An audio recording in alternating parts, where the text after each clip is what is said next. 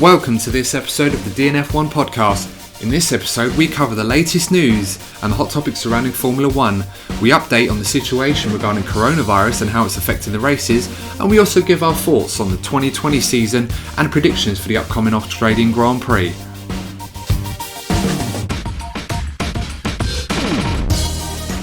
So hello there, and welcome to the next episode of the DNF1 podcast. So we're 4 in a row now. And we're still going strong, still happy to produce more great content for you, lovely lot. First of all, I just want to say thank you for the amazing support that you've shown us so far. We've had so much positive feedback, and so many of you have already downloaded our previous episodes on YouTube and Spotify, Apple, iTunes, Apple Podcasts, and other podcasting platforms. Me and my co-host, I should say, Courtney Pine, would like to say is just thank you so much for your support. Keep supporting us by... Yeah, thank you, and stick with us. Yeah, keep following us on Instagram and Twitter. Keep supporting us by watching us on YouTube. Please subscribe to the channel, and please follow us on whichever podcasting platform that you listen to. I'm sure we are on there. So moving right along, joining me once again is your fan favourite, Mr. Courtney Pine. So Courtney, once again, thank you for joining me on this episode. First of all, good evening, ladies and gents. Hope you're having a good time. It's been quite an interesting few weeks for us, hasn't it? Yeah, I'll tell you what, these episodes that we're doing, we try to cover as much as we can, and I almost feel like one episode a week with so much going on in the world of Formula 1, it's almost as if like maybe we need to consider doing more. There's so much. But we'll get right to it in this episode, as you probably would have heard by now. It looks like there's plenty of going on in the world of Formula 1. So, Courtney, this is a new segment we'd like to introduce, and Courtney's going to run it for us. So, it's the news section. Bulletins. The news bulletins.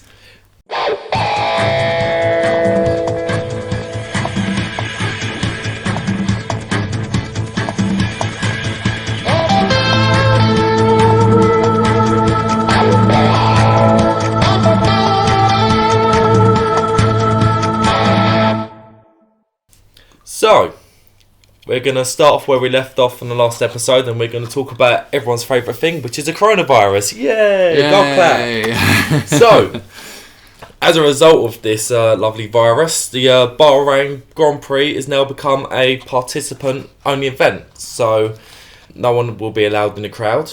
It will just be the drivers, the engineers, and the media. It'll be the coronavirus strikes again, Adam.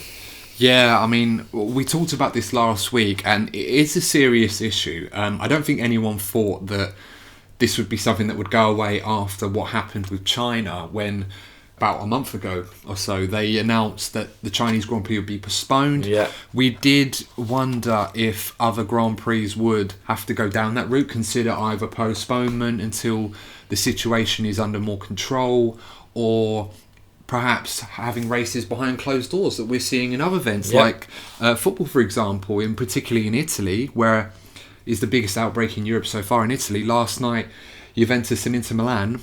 We saw Ronaldo shaking hands with invisible fans. Yeah.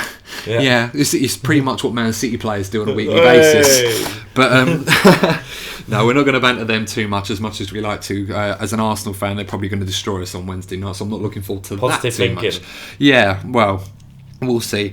Other sports have had this issue, and obviously the Bahrain Grand Prix, I think the right decision has been made on this. I feel that if you can't guarantee the safety of the public, and obviously mass gatherings increase the chances of spreading virus, which at the moment has not really been controlled as well as perhaps it could be, but at least it's something that needs to improve. And I think a race like Bahrain in general, it's not one of those where crowds are usually packed to the rafters. No, if it was Spa or Brazil, then it would be more of an issue.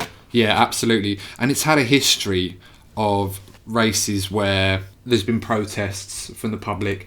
It's in a very remote area of Bahrain, in Sakir, where some of the drivers have even said that they go to their motorhomes or they go to where they're being accommodated, and then they'll go to the track, do their events, do some sponsor events, and then come back. I feel like the best thing about the Bahrain Grand Prix is the track layout anyway.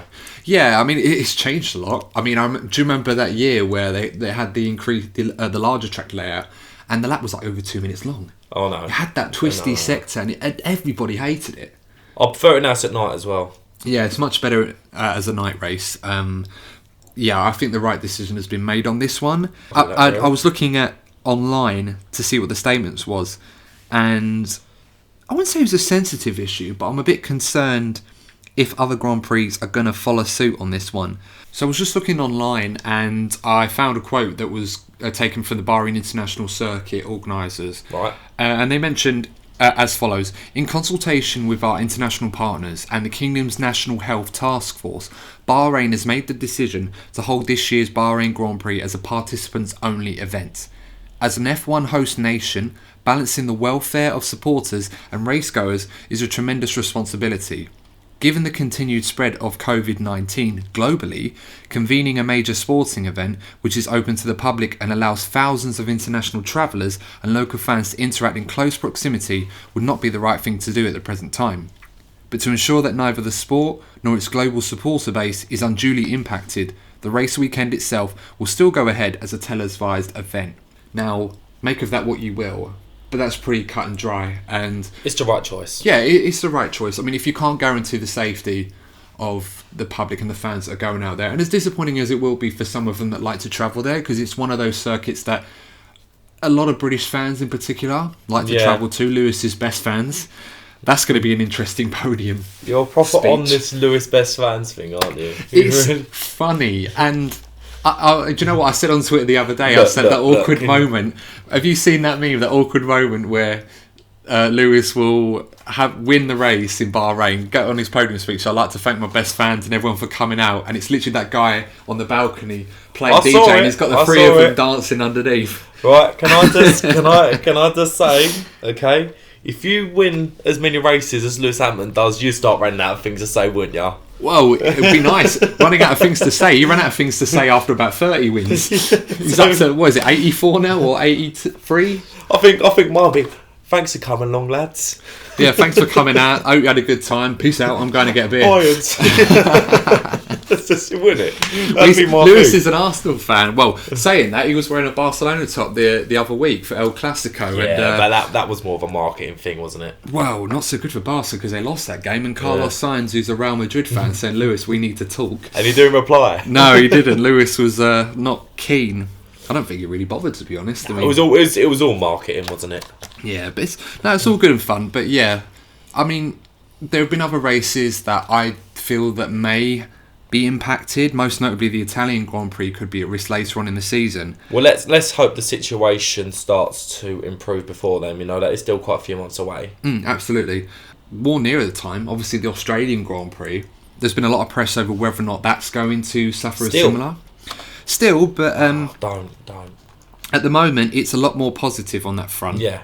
So in regards to the situation in Australia, they asked Andrew Westacott, who is the head of the organising party for the Australian Grand Prix, and they asked him if participants would be allowed into the event or ticket holders that couldn't go would be refunded.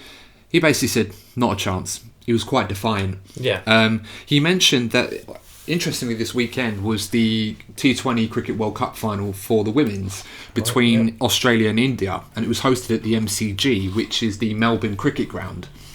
Now, that stadium's very, very large. Puts a lot of football stadiums to shame. There was 86,000 supporters there, so it was a big occasion, a lot of support. Australia obviously came out on top in that match. So they were capable, they didn't have any concerns over hosting the event. And that was only a few days ago, wasn't it? Yeah, it was just over the weekend. Yeah. So he mentioned that the only interesting thing at the moment is the Italian freight, i.e. teams like Ferrari, personnel at AlphaTauri, Alfa Romeo as well, even Haas to some degree. The situation that's gone on in Italy, most notably the travel ban from the Italian government. They've put in big quarantine measures, haven't they? Yeah, in a lot of areas in northern Italy, there's been a travel ban where people are not able to leave the country whilst this virus is being contained. It's affected up to 16 million people potentially in Italy, and which is quite a lot, but there are protocols in action to allow personnel from Ferrari, provided that they're not ill or coming down with this virus, to be able to travel. So in terms of continuing sporting events, it shouldn't take priority over these kind of matters, but I can understand the pressures that people are going to be under to make sure that these events go ahead as much as they can. And Melbourne is one of the most liveliest cities in the world. There's always something going on in Melbourne. See, that is one race that couldn't happen without the crowd there, because the crowd does make a difference. Absolutely not. No, absolutely not. And Andrew Weston was similar opinion to this, and so was the chief medical officer in Australia, the Australian government, Brendan Murphy. He said that there was no risk involved in allowing the Grand Prix to go ahead. He didn't believe there was. He said obviously people have been talking about the Ferrari team from Italy, but they've been very carefully screened on the way in, so it seems like they've taken the extreme measures to make sure, which is good for the sport, of course.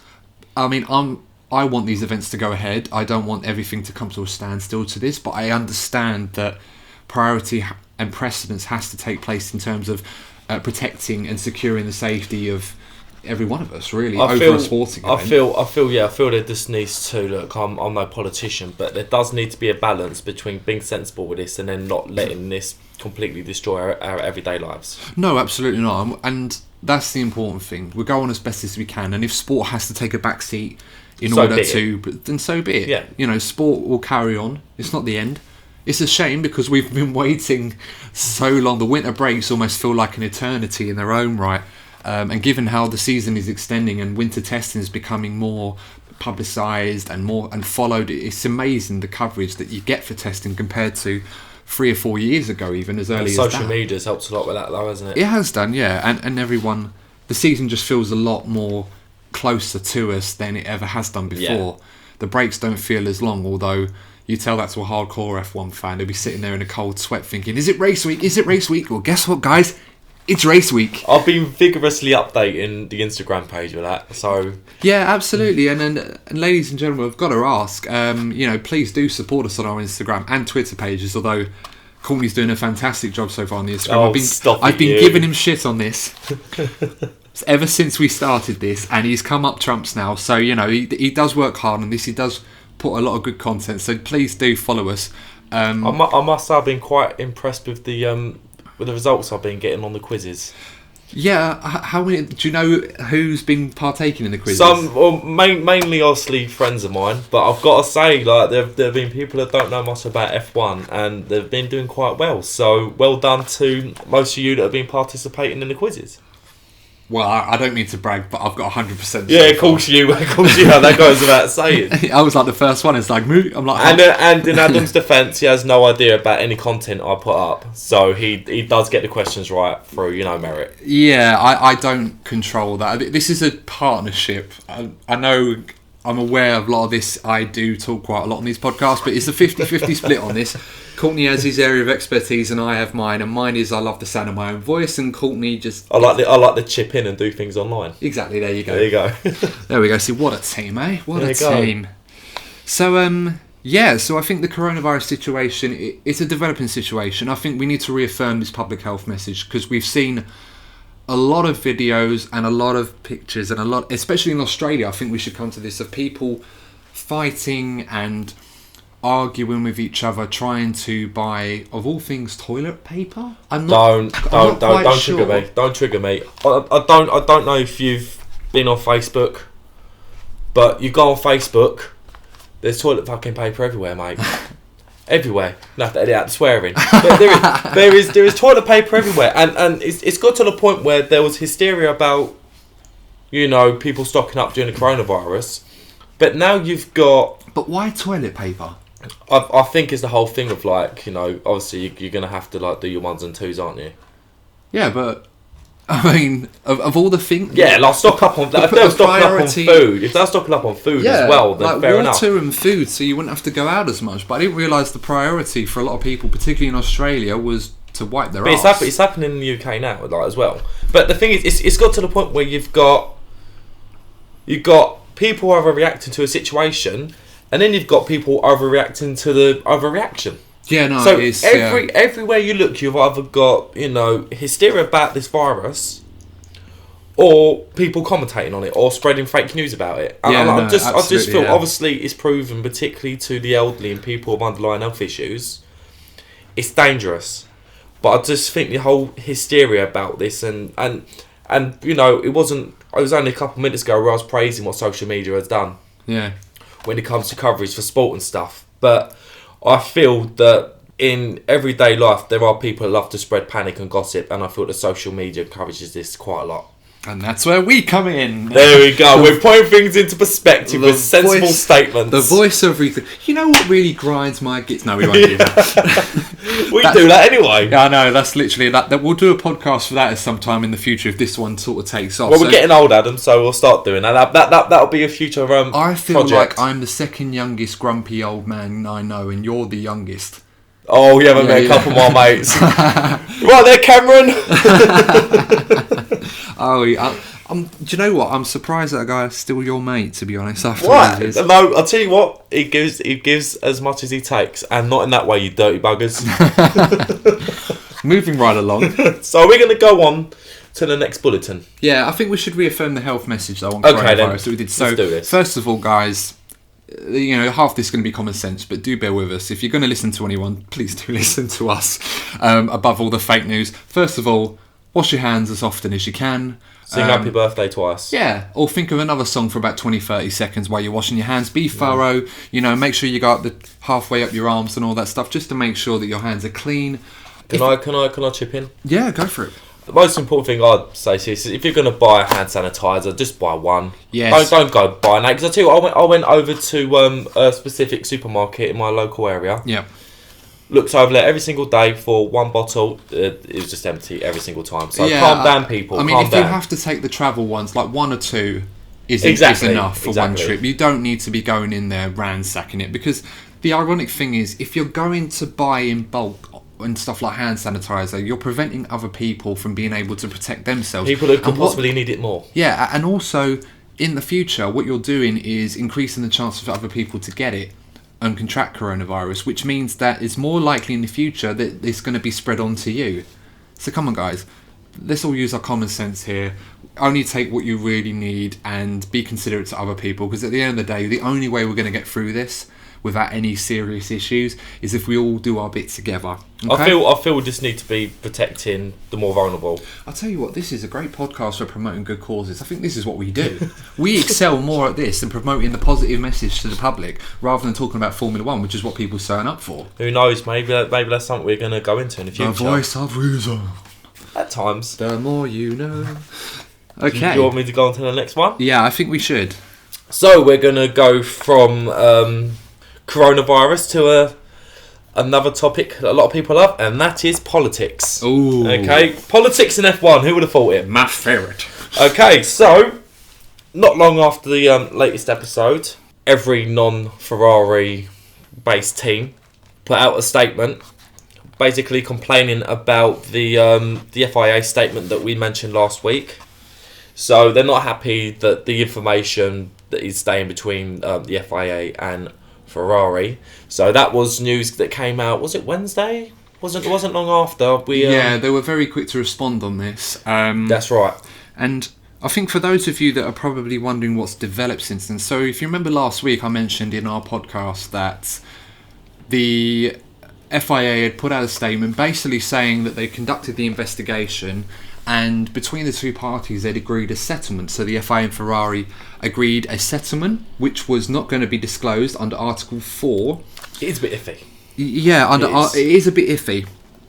Yeah. But it was under, just trying to think, Article 4, I've got the thing right here because I wrote about Article 4 of the JDR, so the Judiciary Disciplinary Review. Mm-hmm. And they reserved the right to have this confidentiality over this settlement, not to disclose the details of it. What that meant, we didn't know at the time because it was very, very vague.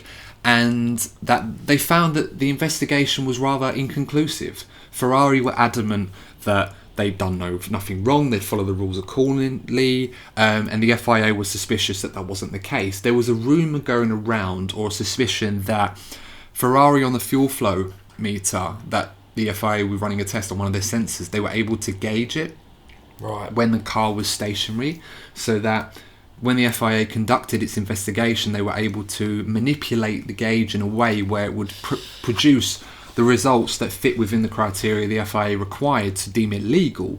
But then obviously during the race, the Ferrari was able to use the lubricants and manipulate them to such a way where they'd use it to boost their engine performance. But the FIA couldn't check it. That performance gain over the summer was bound to, catch the attention of other people. Absolutely. And for those of you wondering, Courtney's got the pad this week. I do. Adam's pad has been retired for the week. He's on vacation because I abused it maliciously and it needed a break. So I thought, you know what? Fill your boots, son. We got a race next week to cover and talk about. Well, I'll let you have your fun and then come back. I've got 5 whole lines on this pad though. That's the difference. Yeah, I filled about 5 pads with my test analysis, which you'll be happy to know, guys. I'm not going to be talking about that this week. So it's become an institution, Adam. Don't put yourself down. Oh, well, I'm giving it a week off. When the season's underway, we're going to be back on. There we go. Giving it a break. So to move on to where we are now. So since then, the 7 teams. So that was Mercedes, Red Bull, AlphaTauri, Williams, McLaren, Renault, and Racing Point. Yeah. Got it first time. They all put out a joint statement on each of their social media pages as a press release. I've got the Mercedes one here. They're all written exactly the same. They're all signed by the team, so it doesn't really matter that I'm reading Mercedes one. I'll put the Mercedes one up for bias. I just like the letterhead on the Mercedes paper a bit more than the others. Well, they're the best at everything, mate. Well, we'll agree to disagree, but they're very efficient. Germans are usually efficient, even though they're British-based.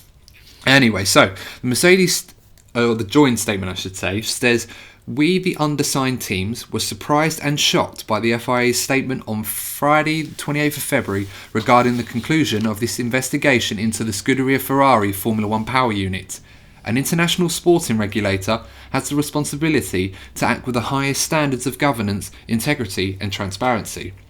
After months of investigations that were undertaken by the FIA, only following queries raised by other teams, we strongly object to the FIA reaching a confidential settlement agreement with Ferrari to conclude this matter.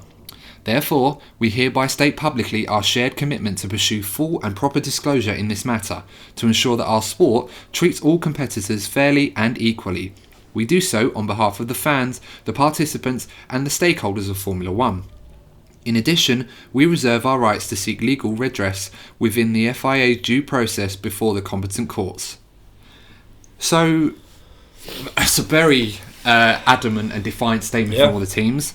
Long story short, they weren't happy. I did say in last week's podcast... It was coming. I knew this was going to come. Look back, there is proof. There is proof. Yes, you'll have to listen to last week's episode to prove me wrong if you're that way inclined, but I guarantee I did say it. So yeah, go me. But yeah, I'm not surprised by that. The teams were always going to respond. I wasn't happy as a fan. I'm a Ferrari fan. I wasn't even happy with that because it also implied that, FIA statement implied that Ferrari had done something that wasn't in the best interest of the rules, or found a loophole that was, manipulating the engine performance to a degree that wasn't really fitting. And at the same time, the FIA never really came out and defended Ferrari on this because, and this is where it gets difficult with grey areas like this, if it was black and white, cut and dry, and Ferrari had done something wrong and it was beyond any reasonable doubt that was the case, the FIA would come out and say it.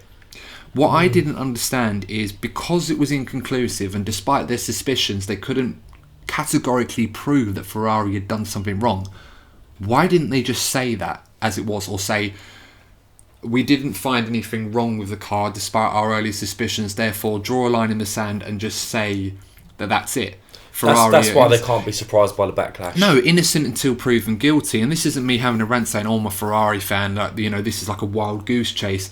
I do feel something isn't quite right with all this, and perhaps it's, for all we know, that the confidential settlement between the two parties in Ferrari and the FIA may come, it may contain a few stipulations where... Do you think there's a link between this and some of the unknowns that we have regarding Ferrari's performance this year?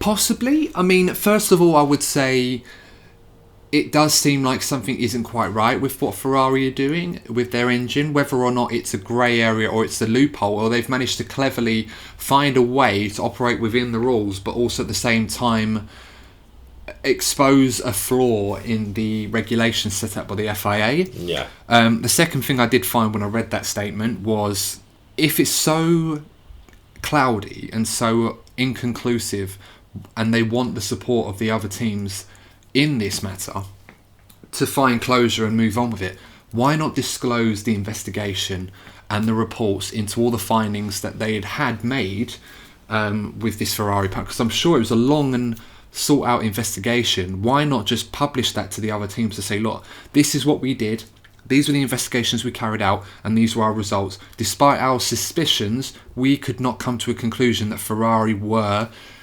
operating outside of the regulations or exploited a loophole that wasn't within, the nature of the sport. Could you imagine, though, if Ferrari had won last year's championship?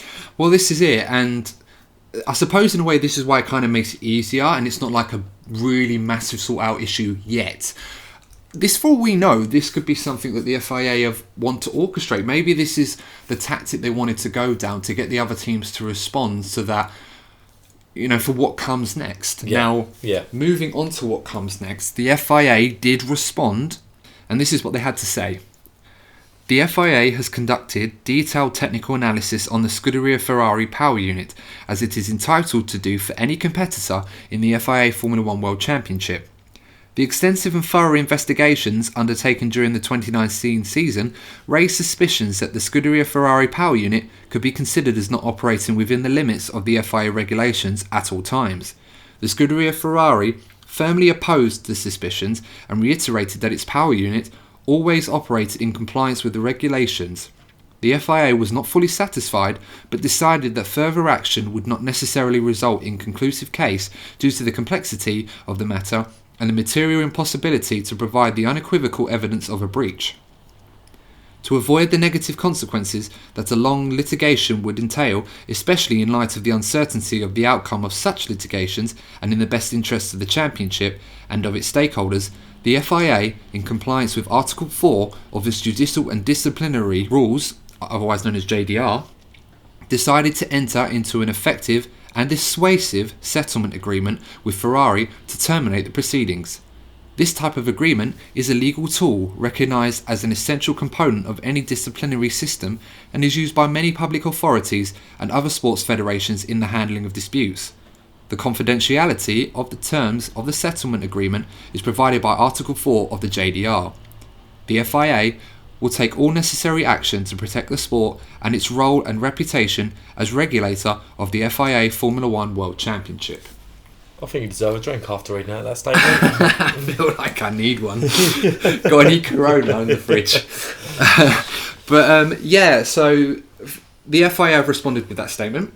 When I first read this, I took to social media to voice some concerns about this, and I wasn't really overly convinced, if I'm perfectly honest. I did feel that this was something that, again, it fed my suspicions that the FIA had kind of planned this out and this is what they wanted so they could respond in such a way. They mentioned the JDR, Article 4 of that JDR, in terms of reaffirming that it has every right to keep this settlement confidential and not to disclose that to the teams. It also mentioned that the investigation was inconclusive and that they weren't able to categorically prove that Ferrari had done wrong with their power unit or manipulated the rules or gauged the sensor. I mean, of course, the fallout from this is now there's a second sensor on the power units that the teams do not have access to, but the FIA do. So what that will be for and what information that's going to produce for the FIA, we don't know. For all we know, this could be part of the settlement with Ferrari. There could be an arrangement in place that perhaps Ferrari were found to have done wrong, but in exchange of their cooperation to basically tell the FIA how they did this and how they manipulated the system, they've been able to develop a sensor that they can use on all the other power units, including Ferraris, to make sure that no wrongdoing is being done by the other teams. And we could see a situation where perhaps a Honda or a Mercedes or a Renault engine is doing something similar to Ferrari, but just to not such an extent that the FIA will be able to find that out without the teams knowing, which, if that is the case, could have very, very chilling consequences and could become, I would say, almost a bit pot kettle, really.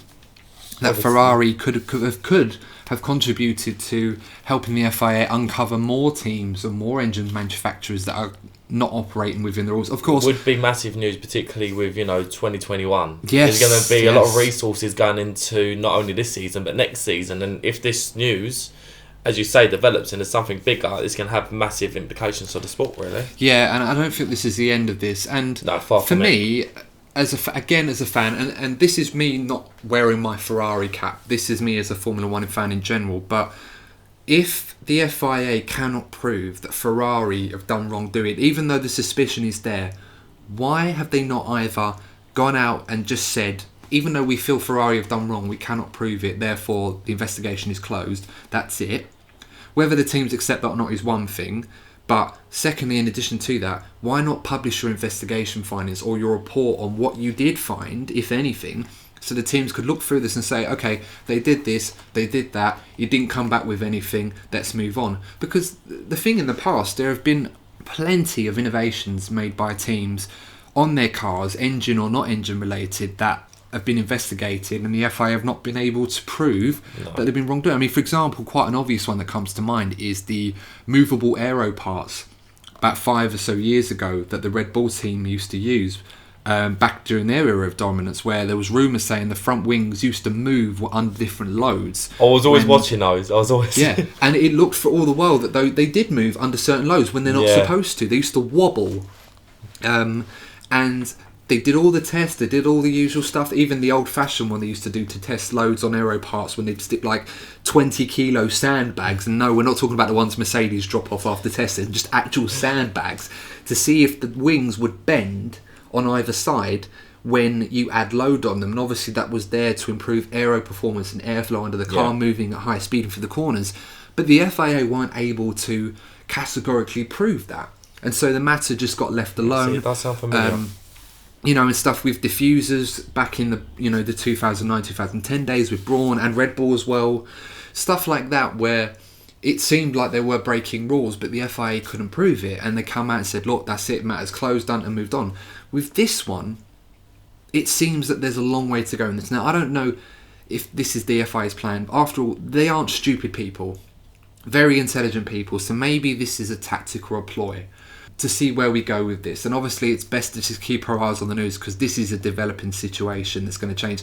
It's proven. And it will, if Ferrari come out with a far superior engine again, then the people are going to be, and all the teams are going to be kicking off. They win the first race and they've completely sandbagged all of testing and gone out and smashed the field. I don't think I'll be complaining. I'll be, no, what happened? I'll be sending you salty WhatsApp messages. Told you it was illegal. That's what it would be. I think the one word that I took from that entire statement from the FIA to suggest that perhaps Ferrari were not operating in the best interest of the rules and perhaps manipulating them in some way is the word dissuasive. Now, for those of you that don't know, the word dissuasive in a nutshell, it's an adjective to basically say someone is tending to dissuade or divert from a measure or a purpose. Basically, in other words, to kind of sway someone away from an investigation, or to kind of confuse them, or to basically look over there. Yeah, if you like. Yeah, that's the best way of putting it. So, because of that, that suggests to me straight away that the FIA do feel, or they might have found something that Ferrari was doing that was not operating within the rules, or it's wrong. So, the more we know of that as it develops, it's going to get very interesting. This could arguably be more interesting and more tasty as a topic than the actual season itself. Have you ever known a season where there's so much drama before the season has even started? I think given how broadcasted and publicised testing is and everything that goes with it, it's just brought up so much more controversy and so much more politics, stuff that we wouldn't see until the start of the season. I mean, do you remember back in the 1998 season, McLaren started the season so strong and they were dominant. In Australia, they won the race by practically a minute, and this was with the team orders and the arrangement between Hakkinen and Coulthard, where whoever come out the corner first would win the race. Hakkinen did, and then obviously there was that issue with the pit stop where he ended up behind Coulthard and Coulthard let him through. But with the car itself, because testing and stuff like that wasn't really followed or scrutinised as much as it No, was. innit? No one discovered what they called the brake steer system that they had. And basically what this was, for those of you that don't know, was a second brake pedal that was installed in the McLaren, and what the driver was able to do was to just act on one of the rear wheels, and this allowed them to eliminate understeer and reduce wheel spin when they were exiting slow corners. And this wasn't really operating within the rules, and Ferrari protested this amongst other teams, and it got outlawed because back in those days those cars were very understeery, and also the rear ends weren't very stable like they are now. So when you came out of slow corners, you had to be more patient on the throttle, but the McLarens were able to just get away very, very quickly and pull away, and you just couldn't catch them. So sometimes you do have innovations that don't operate within the rules, but because of how publicised and how much information we can sort of get now compared to how we used to years ago, it's very, very difficult for a team to sort of cover up innovations or bits of genius. Like even the dual axis steering, we saw that in testing, and it was there just one bit. Lewis Hamilton's pulling his wheel back towards him, and the wheels have gone in on themselves, and straight away it's everywhere. Papers are reporting it. It's like amazing. You can't get away, and we're only in the second day of testing when that happened, so you can't really get away with it, and it's crazy. So I think that's a good way to wrap up the first part. Do go for a drink, grab yourself a coffee or something, grab something to eat, and then join us for the second part of the DNF1 podcast. So welcome back to the second part of the DNF1 podcast. So we were just talking about the controversy regarding the investigation with FIA and Ferrari, and obviously where we currently are with that, and that's only going to develop as times go on. I mean, we might hear an update before the season starts. This week, it's race week, of course. It's race week. I've been waiting so long to say that, and we'll be doing our preview very, very soon. But we just want to touch on just a few little other news bits. So a bit of positive news, Adam. Yes, a bit of positive news. And this is a bit of news I'm quite happy with. And the news is, you can't see it, but I'm literally dancing away. He's dancing away. Honestly, he is. You really do dance like a white person. But the news is, the FIA have lifted a ban on driver helmet design changes. Yes, thank the Lord. I think the most brain dead rule going, considering that, you know, helmet designs, alright, the halo since it was introduced has kind of made it difficult to see that, and of course I'm used to seeing the halo now. I've got no problems with it. I think personally, they talked about the aero screens that they've introduced into IndyCar racing. I don't know if you've seen them. They look awful. Stick with the halo for now. Forgive me if this is an unpopular opinion, guys, but this aero screen business, and they also trialled it when they were testing the halo to see what the best solution was. I think might do a little poll. Yeah, halo or aero you'll have screen. To get the pictures. You'll get the one from. You can get the IndyCar one, or you can get the one Sebastian Vettel tested in Silverstone a couple of years ago. But I'm not gonna lie, I don't like it. I prefer the halo now. I'm used to it. To the point where I tried not to sing Beyonce then, I can't lie. I'm not singing it. I mean, no, I'm not singing it. Oh, there was a temptation. Very temptation. Maybe if we set up a Patreon account and people subscribe to that, I might do singing. We'll just become jesters. Yeah. We've gone from podcasters to jesters. Jesters for food. Or toilet roll, because there's none left. It will run out.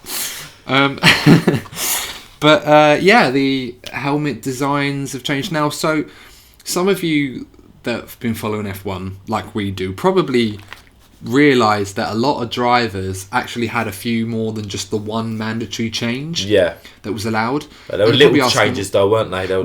So the actual design, it was a reference to the design scheme. So the idea was you were only allowed to have 2 different design schemes throughout the season. You were permitted one change.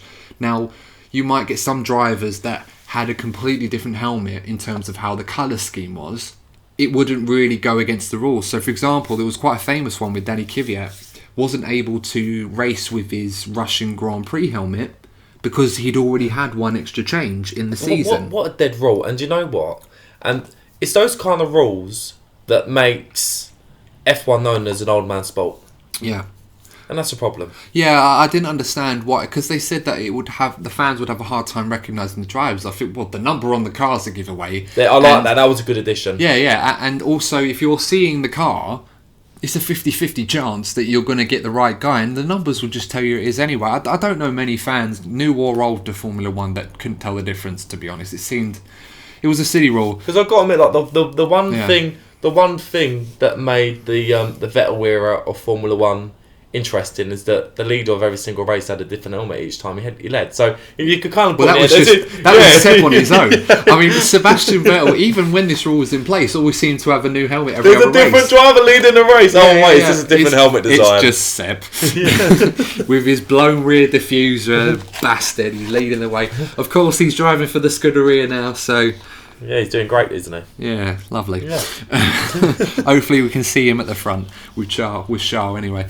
That's the point. How do we say Charles Leclerc? Because people have been telling me it's pronounced Charles Leclerc. That's what I thought, Charles. But when you ask Charles Leclerc himself, he actually says it's Charles. Like Charles, you know. But then maybe that's because he's like, oh no, everyone says it that way, that'd be easier. I'm just going to call him Charlie for this season. Charlie, yeah, I mean, why not? I think why not? I think Charlie's a bit better. That'd be such an Englishman thing to do. Just to change it. Seb and Charlie. Here you go, Seb and Charlie. There we go. Oh, Seb and old Charlie for the school. And to be honest, asking a Cockney to pronounce something properly is quite hard work. Yeah, we struggle with English as it is. Some of us, like, it's bad enough we've got to try and incorporate Monegasque names. I mean, Monegasque is a name and a half. People just go, "He's just French." No, he's Monegasque. There's a difference. They're a lot richer down there. Anywho. Man, that's the life. Maybe one day get a flat in Monaco. We will. When this podcast becomes, when we go mainstream and we make, all the money we could possibly imagine. Oh yeah, swimming in it. There we go. All for clout, ladies and gentlemen. That's it. Give it a couple of months. We'll be there. Don't worry. It's a couple of months. Well, pessimistic. I was hoping we'd be there by next week on the Riviera. Anyway, we'll move on to so yeah, great to see that the FIA have lifted this rule. I was going to say a little cheeky pun, say they lifted the lid on it. Hey, look at you becoming a bit of a pun master. I write them down, don't you know? This is what my pad does when it's on vacation. There's no technical analysis. There's no like 0.387s on there. It's actually puns. I've actually been practicing this one all day. I was like, I can't wait to say this. You know what? I respect your honesty. That's all I've got left. I've got no credibility. Do you have anything else to say on the matter, or do you want me to move on to our next bulletin? Yeah, let's move on. I'm realising we're going off again. We do like a tangent. I'll say it every week. We should call it Off Tangent Podcast rather than DNF1. I feel like. So we're going to go on to massive driver news, Adam. Massive. Ooh, what's that? Sete Camara has joined the Red Bull program. Again? I saw it. I saw it. I went on and mind blown. That's completely changed the scene. So that's another former Red Bull junior that's rejoined them again. I mean, how many is that now? They've had, Daniel Ricciardo, Alex Albon has rejoined them before when he came into Formula 1 through Toro Rosso. Oh, there's Brendan Hartley. Sainz. About 4 times Brendan Hartley's been re-signed by Red Bull. Carlos Sainz as well. Sebastian Buemi. Alguersuari. Yeah, he didn't rejoin them. I think he left and that was it. But no, and this is important because Sergio Sette Camara was part of the McLaren team as a development driver. He's moved on, and now he's been signed up by Red Bull to the program to be a test and reserve driver for the Red Bull and AlphaTauri team. So I would say it perhaps if Pierre Gasly or Danny Kvyat isn't pulling their weight in AlphaTauri this season, that Sergio Sette Camara might be looking at that. Now, maybe. Sergio, from what I saw in F2, was a very good driver. He was driving in the Dams team for a while and also in Carlin with Lando Norris. He was Lando Norris' teammate, that's right. That's right, in F2. Yeah, he was a good driver. He was very quick. He was very good at managing tyre wear, which is important in Formula 1. So there's a lot of good traits about Sergio, but perhaps not quite on the level needed to be consistently to sustain a Formula 1 challenge. Particularly like if you're going to potentially be Max Verstappen's teammate. Yeah, and that's always going to be a hard sell for any driver. I think that's actually the problem that Red Bull are having. Yeah, absolutely. I mean, this isn't. We should mention this in a future podcast. The issues we have with the conveyor belt that is the Red Bull driver program and how they're churning out. They had so many good drivers all in one cluster, but they just didn't have enough seats. They had 4 seats, arguably. There you go. Yeah. The problem with that is that you haven't got enough seats for all your drivers. But those drivers are now limited to only getting 4 seats, whereas someone perhaps like a Carlos Sainz or a Danny Ricciardo, once they'd left, were able to sort of have their pick of any seat that they wanted, perhaps outside those 4. So that's kind of where Formula 1 is at the moment with these junior teams. But Sergio, as I said, good driver. I think it's a good signing for them. I would be... Solid. Yeah, there's a lot of work that you can do to help them develop, and that's going to be important this season. I think it's kind of understated how important a development driver can be. I remember Ferrari when they had Brendan Hartley, Antonio Giovinazzi, Danny Kvyat, Pascal Wehrlein. Ocon done a good job for Mercedes last season. Yeah, they had all those drivers at Ferrari at the development, and this coincided with their charge in 2018 where they were able to match Mercedes part for part in terms of the development war up until Germany, at least. And last season it didn't really work out for them because a lot of those drivers went on to other things. And I think with Red Bull, Sebastian Buemi, a lot of his time is revolved around the World Endurance Championship for Toyota and also Formula E with Nissan this season. So his time is going to be very much at a premium. Yeah. So they needed to get someone in like Sergio. How this works out for him long term, I don't know. But I think this is a step in the right direction for him, and I think it's a good signing for the team. So hopefully for both parties this works out well, but we'll be following that closely. And just to mention, we will be talking about the F2 season that's starting in Bahrain as well. A lot of good young drivers in there, so there's a lot to be talking about in there, but that will be on a future episode. Okay, Adam. That was a very interesting segment, but I've been itching to discuss the last bulletin. This is the one I've been looking forward to. Go on, Ladies don't keep on waiting. I think you should know it's Pastor Maldonado's birthday. The GOAT's birthday! The man, the living meme, Pastor Maldonado. If you don't know who he is, look him up and you'll be seeing memes through your ears. Oh my word. Pastor Maldonado, what a legend. Crashed Pastor Maldonado. Pastor Maldonado, there you go, what a tongue tire. Yeah, very famous for his crashes, but believe it or not, a Formula 1 race winner. No. He won the 2012 Spanish Grand Prix, which was also known after the race for the garage fire in the Williams garage. Clearly, no, I'm not going to say it, but some people in particular partying a bit too hard, perhaps, and causing a fire. They're probably like so shocked. He won a race. I know. But he held off. They just dropped their drinks. He held off Fernando Alonso in the Ferrari in his backyard for much of that race, which is astonishing. If you ever get a chance, do watch the highlights. It was Alonso knew what the future was going to bring. He's like, no, I'm staying away from that guy. That's probably what it was. He's like, nah, I ain't getting involved in that.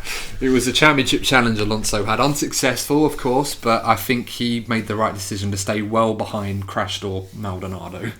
But we love Pastor, and you will never be forgotten, Pastor. I mean, if you had a seat in Formula 1 available, would you take him on? All day. Oh yeah, I'd love to see him back. I want to waste millions of pounds worth of parts. Well, maybe when the cost cap gets introduced in 2021, they'll be able to put him in because it's more affordable. There you go. Either that, or he bankrupts the team within a week because of the repair bill. Maybe it's up his own team. That's it. The whole budget's gone, lads. Sorry, that's all on Pastor's quick fit bills or wherever they get their cars fixed. So. Well, that's the bulletin part over. So that is the news. I hope you enjoyed it. Please give us feedback. It's always appreciated. And because we're always trying out new things, aren't we, Adam? Yeah, absolutely. I mean, we've only been around like 5 minutes, but I feel like it's good for us to have a structure or something that we work with. And obviously, if you guys enjoy that, do let us know on social media or do comment on the YouTube channel as well. We always want your feedback. Please do keep it constructive though. We've got no time for anyone that just wants to troll us or give us a hard time. We just won't listen. Yeah, I'll come to your house and Adam, your threatening tone, it really is working. Is it working? Yeah, like, I'll be honest. Exactly. Yeah. I'm going to come to your house and I'll be honest. I was tempted to get a broom out. I'm going to wag my finger at you and frown very, very disapprovingly. I'm going to show you a picture of my dog looking sad, and I'll make you feel bad about yourselves. That's just encourage it, but you know, I respect your intent. Yeah, the thought was there. It was positive. So for those of you that aren't familiar, it's race week. I don't know. Oh, is it? It's race week. It's actually race week. I know, don't get too excited. It's race week. Here we Formula are. 1 season is back, and the first Grand Prix, as always, Albert Park, Melbourne.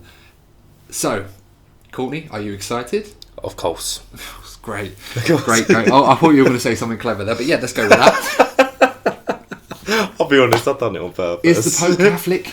Yes, he is. I think so. I think so, Last time I checked. How is he anyway? He's not feeling too well. Yeah, I think less said on that one, the better. Hope all the best to him, though, however he is doing. Anyway, moving on. Stop. What? We're talking so much shit. Got to fill an hour somehow. We are talking. Let's look. There's a Grand Prix happening on Sunday. Well, that's when it starts, and we are looking forward to it. Okay, joking aside, there are so many things. There are so many unknowns that we've discussed through this episode. You've already got ongoing politics. You've got real life situations affecting this season, and it hasn't even started yet. And there are so many things we don't know. You've got, this could potentially be Verstappen's season. Ferrari, there's so much controversy surrounding them already. And you've got the traditional, what will Mercedes, and particularly Lewis, deliver? And then you've always got a reinvented by Terry Bottas to think about. So 3.0, oh God.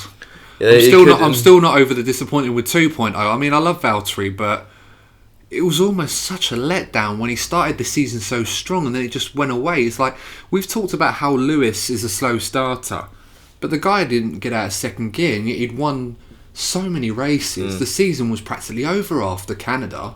But yeah, so Australian Grand Prix, first race of the season, new beginnings for a lot of teams. This is where we're going to find out, to some degree, the pecking order. Of course, Australia's not the best track to really show who's got what and who's still got work to do. We usually have to wait a couple of races. Usually by the time we get to Europe. Yeah, we usually have to find out around about Spain. We kind of know who's got with what. The upgrades. Yeah, absolutely. Yeah. So, yeah, first race of the season, Courtney. What are your predictions for that one? Who should we be looking out for as a surprise? Who do we think is going to be on top, and who's going to have work to do? So, it could be another Mercedes 1-2. I'll be honest, I'm either thinking a Mercedes 1-2 or a Verstappen win. Yeah, I mean, Mercedes have been very, very strong at Albon Park like a couple of years, even though they haven't necessarily won that race quite often as you might think.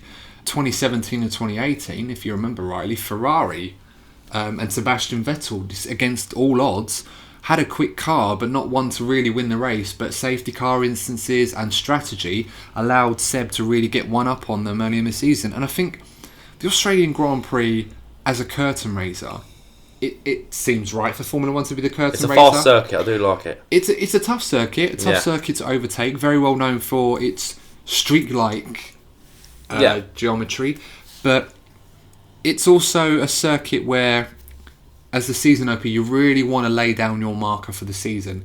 I think a lot of people kind of look at that first race and say, right, whoever gets this right straight away is going to really set a precedent for how they go to the season. And I think that was disappointing last year, that Valtteri Bottas, very, very defiant, especially with his radio message, which we're not going to repeat. We all know what it was to James in particular, or who it may concern. I might have just spoiled that already if you hadn't figured that out. But after that, it kind of withered away. And I think one driver in particular that knew the real value and was able to demonstrate or really lay down a marker to his opposition to say that this is my season, I'm going to dominate and I'm going to start straight away, was Michael Schumacher. Yeah. I think he was so dominant in Australia, especially in the Ferrari glory years. He was able to go out there, dominate the field, and literally say to everyone, I'm the man. I'm the one with the big car. I'm the one that you've got to beat, and you're not going to beat me. But this is what Lewis needs to do this season, because I don't know if anyone has seen it documented on the news and stuff, but this is a season where he could break multiple records that have been set. He could become, on paper, the best Formula 1 driver of all time. So you'd think this does need to be the season where he adopts the attitude that Adam just mentioned that Schumacher had. Yeah, I mean, as good as Lewis is, there is certainly an aura about him that makes him seem unbeatable. But over the years, we've always talked, and other drivers have always talked about Lewis as if he's not perfect in the same way that Schumacher was in that regard. But there was always, and perhaps this is down to the mindset of the driver, perhaps Lewis Hamilton, as great as he is, and this is in no way a detriment to his abilities as a race driver, this is more about how his rivals see him, in that Lewis is seen as a very happy-go-lucky guy, very laid back, very supportive of people and causes, and very open. And perhaps social media's played its part in this, where it didn't happen so much when Schumacher was at the top.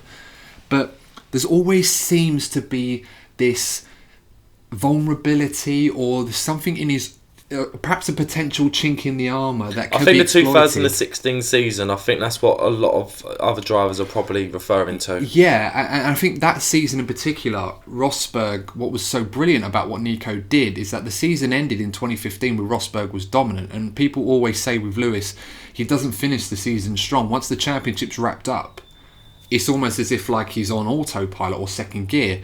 And Rosberg started that season really strong with a hat-trick of wins, and it just set the tone for the rest of the season, even though we can argue about what would have happened if Lewis didn't suffer engine problems a lot towards the end of the season. But a lot of I think, like race starts and stuff like that in 2016, that was where Rosberg had the mental edge, and of course he benefited from racing with him for years in the past. But it is, you've got to remember that with Lewis, and I think that's why he has a connection with such a big fan base, is that he's emotive. And I think, that aspect of his character can every now and again be a detriment to him. Yeah, absolutely. It's almost as if you're going to beat Lewis, you have to be perfect. Yeah. Which, very easily said and done. And I think there's probably one or two drivers in the field that can go to that level, but it's a case of, can they manage it consistently? So far, no one's really done that. Regardless of how good that Mercedes has been, especially in Lewis's hands, no one has really done that since Rosberg, that one season. No. I think in Schumacher, not to go too much on the comparisons, there was always that sense of, he was impervious to being beaten by the other drivers. Almost seemed like it was impossible to beat Michael in the Ferrari when it was so strong. It was a case of everyone was competing for who was the next best, which more often than not ended up being his teammate, because of how dominant the Ferrari was in that era. Obviously, we're in a new era now. The Mercedes, arguably the most dominant team entity. There are a lot of similarities between Barrichello and Bottas. Yeah, I still say there was more about Rubens.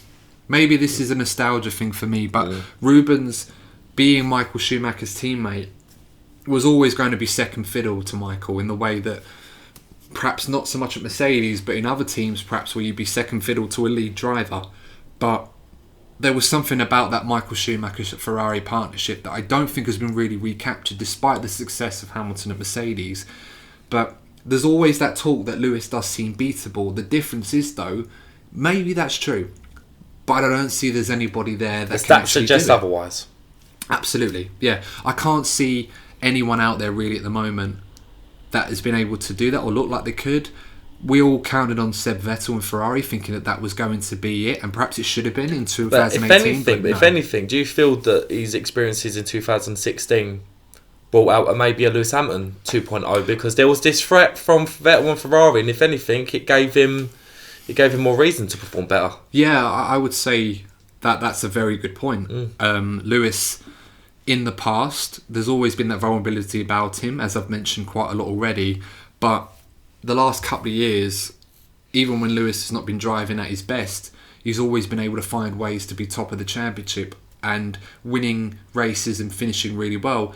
And then when he really gets into top gear, he's almost uncatchable. I cast your mind back to the 2018 Singapore Grand Prix in qualifying. Ferrari looked very strong. They looked like they were going to be on the front row. Sebastian Vettel was going to regain his momentum in the championship, and Lewis Hamilton produced arguably one of the greatest qualifying laps I think I've ever seen in my life, in a car that Mercedes writ off that weekend. Because they usually struggle in Singapore. They used to, not so much anymore, even though Ferrari did win last year. Mercedes, that wasn't a track that suited the long wheelbase of their car, and Hamilton just found that something special that very few drivers in the history of sport were capable. I mean, Schumacher had it to a degree, Senna had it definitely, Lewis has it, of course. The greatest qualifier of them all, I would say, in Lewis. I think the stats themselves. There you go, yeah. Volumes on that. it's moments like that people think of and talk about that put Lewis up there with those drivers like Schumacher and Senna. That's where he belongs now. There's no debate. I don't think he'll be appreciated, particularly by the British public, until he retires. Yeah, and I think we're going to talk about this in a later podcast, the comparisons, particularly to Schumacher, as this is such a big year for Hamilton. That's why we're kind of going off on a tangent again. A little bit. So do we feel there's any other challenge in this race? I mean, I've mentioned Red Bull. I've mentioned Max Verstappen. I feel that this is a track there where the Red Bull has looked very impressive in testing. Max has looked very quick. They're very quietly confident, buoyant in some regards. There's wet qualifying as well, I forgot to add. There's a potential There wet is the qualifying. potential. We haven't had a wet qualifying in a while in Australia. No.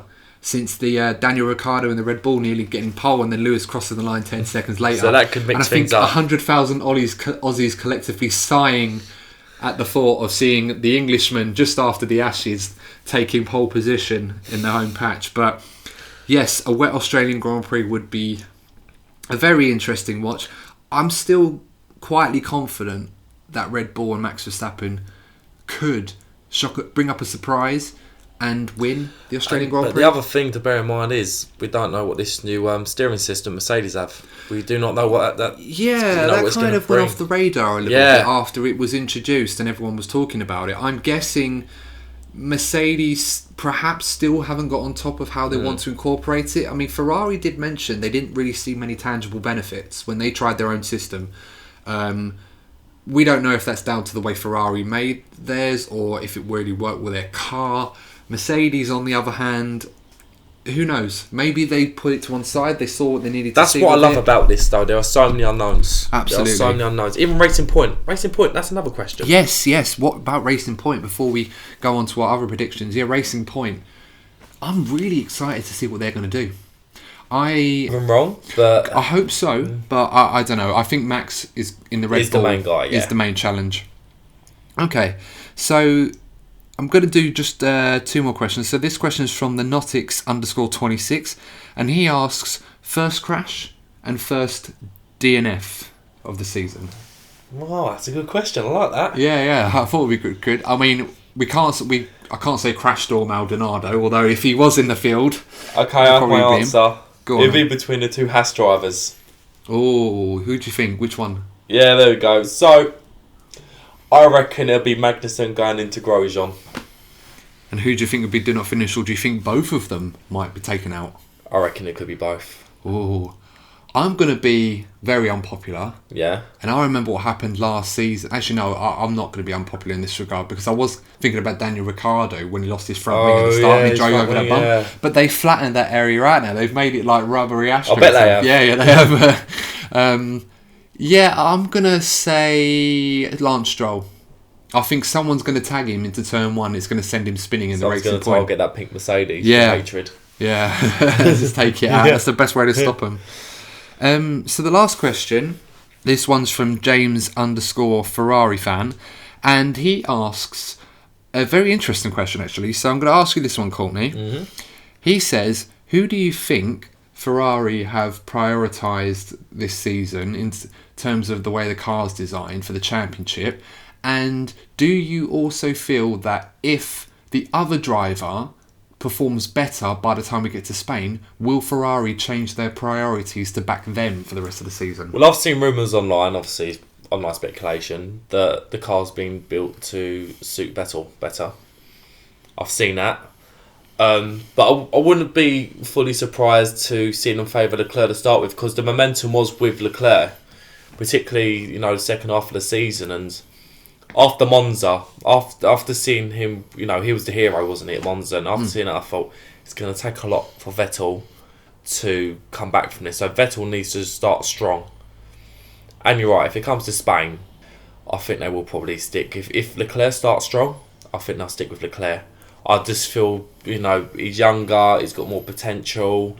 Vettel's kind of slumped, shall we say, the past few seasons. I feel they're going to probably start off 50-50 despite the speculation. But I reckon there could be a few people at Ferrari that are sort of low-key hoping that Leclerc starts better. Yeah, I mean, my thoughts on that is, given what Leclerc said that the car is very flexible in terms of setup and it's got a wide variety. Yeah. Ferrari have obviously tried to build a car that works for both of their drivers rather than just one. They prioritised Seb early on in the championship, and as that faded away, Leclerc was obviously doing very, very well when he got used to the car. Of course, Vettel was not bad, but he just a lot of poor races in certain areas of the season which really let him down. So I'm going to say I think it's very even, and as the season goes on, we'll see how that works out, but it's probably early to say. So many other points that we could talk to for this, but obviously we do realise we're a bit pressed for time. So I think we're going to move on to the last part, our inter-team predictions for the season, Courtney. So we asked who finishes higher in 2020. Now, Courtney, if it's okay with you, I'm going to ask you first. I'm all ready for you, mate. Oh, you're ready for me, yeah? Okay, so I'm going to run off the teams. You only got to say your name, who you think's going to finish higher at the Short but sweet, yeah? Short but sweet. So, Mercedes? Hamilton. Ferrari? Leclerc. Red Bull? Verstappen. McLaren? Sainz. Renault? Ricciardo. AlphaTauri? Gasly. Racing Point? Perez. Alfa Romeo? Raikkonen. Haas?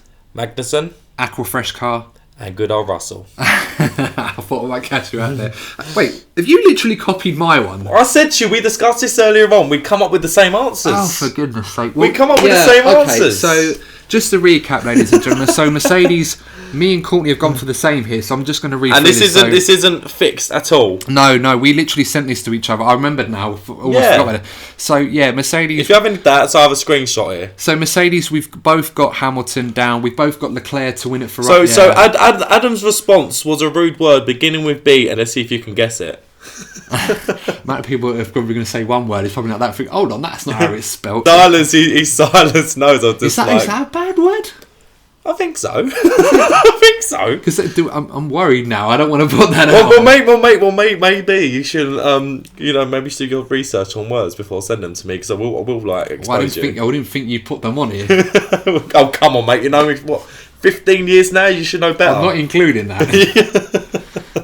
But we come up with the same answers, didn't we? There was no chasing point going on here. Yeah, no. So the story was, I was waiting for my train, and Adam sent me. Let me find it.